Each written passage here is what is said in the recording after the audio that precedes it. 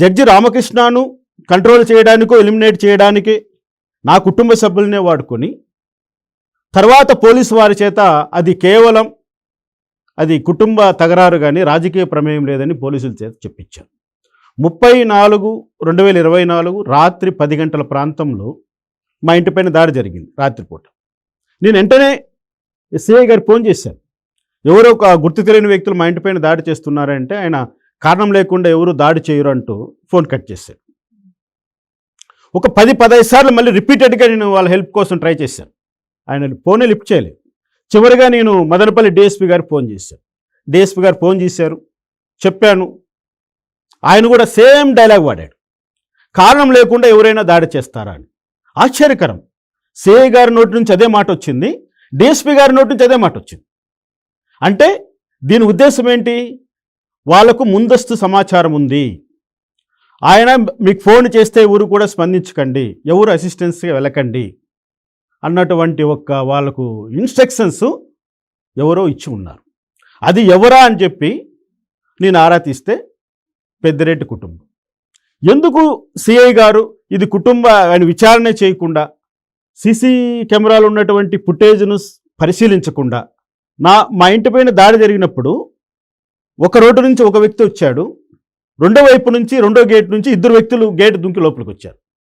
మరి ఆ గేటు దుంకి లోపలికి వచ్చినటువంటి వ్యక్తుల యొక్క ఐడెంటిటీని కానీ ఆ విషయాలన్నింటినీ పక్కన పెట్టేసి రోడ్డు మీద వచ్చినటువంటి మా బ్రదర్ యొక్క విజువల్స్ ఫోకస్ చేసి ఇది కుటుంబ తగరారు, ఆస్తి తగరారు అంటూ కేసు తప్పుదారి పట్టించే ప్రయత్నం చేశారు.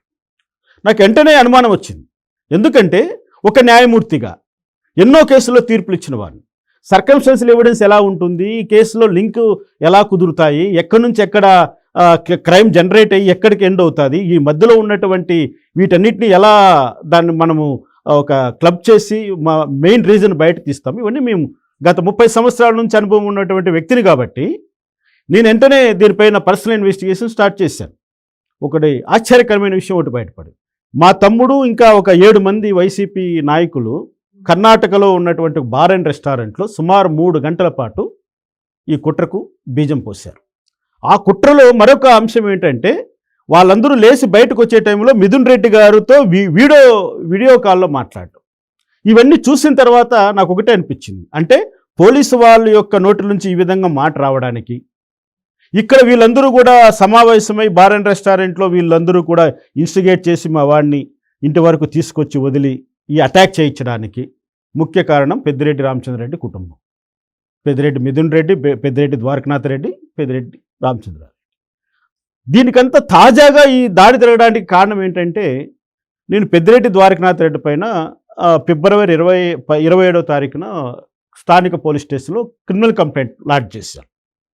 ఏమనంటే Dwarakanath Reddy B Kothakota government hospital రికార్డును ట్యాంపర్ చేసి ఆ ట్యాంపరింగ్ చేసిన రికార్డును ఉపయోగించి నా పైన 2019లో ఒక క్రైమ్ రిజిస్టర్ చేయించాడు. ఆ గొడవ జరిగిన మర్డర్ అటాక్ 2019లో జరిగినప్పుడు కౌంటర్ చేయడం కోసము నా పైన కౌంటర్ కేసు పెట్టాడు. నేను ఆ దాడిలో పాల్గొనక లేనప్పటికీ కూడా, నేను ఎవరిపైన దాడి చేయనప్పటికీ కూడా నేను వాళ్ళ వ్యక్తులను రాళ్లతో కొట్టి రక్తగాయాలు చేశానని చెప్పి ఒక క్రిమినల్ కేసు నా మీద కట్టారు. అప్పుడు నేను అసలు ఊర్లోనే లేని సమయంలో ఎలా చేశారు వీళ్ళు, మెడికల్ రికార్డ్ ఎలా క్రియేట్ చేశారన్న అనుమానంతో నేను గవర్నమెంట్ హాస్పిటల్కి వెళ్ళి మొత్తం రికార్డ్ అంతా సెట్ చేసి వాళ్ళు చేసినటువంటి ఫ్రాడ్ని డిఎస్పీ ముందర పెట్టారు. వాళ్ళకి ఇంకా గత్యంతరం లేక వాళ్ళు దాన్ని ఇన్వెస్టిగేషన్ చేసి ఇది ఫాల్స్ కేసు, జడ్జి రామకృష్ణ గారు ఎవరి మీద దాడి చేయలేదని క్లోజ్ చేశారు. అంతటితో నేను ఆగలేదు. ఈ యొక్క నేరానికి పాల్పడ్డటువంటి వాళ్లకు, ఈ తప్పుడు కేసు రిజిస్టర్ చేసిన వాళ్లకు, తప్పుడు మెడికల్ రికార్డు క్రియేట్ చేసిన వాళ్ళని ఎందుకు వదిలిపెట్టాలని వాళ్ళ మీద నేను క్రిమినల్ కేసు పెట్టాను. అందులో ప్రధాన ముద్దాయి పెద్దిరెడ్డి ద్వారకనాథ్ రెడ్డి, మా తంబాలపల్లె తాజా ఎమ్మెల్యే. మరి ఇటువంటి కేసును రిజిస్టర్ చేయకుండా, అంటే గత 5 సంవత్సరాల నుంచి నా పైన దాడులు జరుగుతున్నాయి, నన్ను జైల్లో పెడుతున్నారు, నన్ను మానసికంగా శారీరకంగా హింసిస్తున్నారు, నా కుటుంబాన్ని భయభ్రాంతులకు గురి చేస్తున్నారు. ఇంత చేసినప్పటికీ కూడా జడ్జి రామకృష్ణ మన కంట్రోల్లోకి రావట్లేదు. కాబట్టి ఇంకా భయంకరంగా ఇంకా మర్డర్ అటాకే దీనికి కారణం అని చెప్పి వేట కొడవళ్ళు ఇచ్చి మా ఇంటిపైకి 30వ తారీఖున మనుషులు పంపించారు.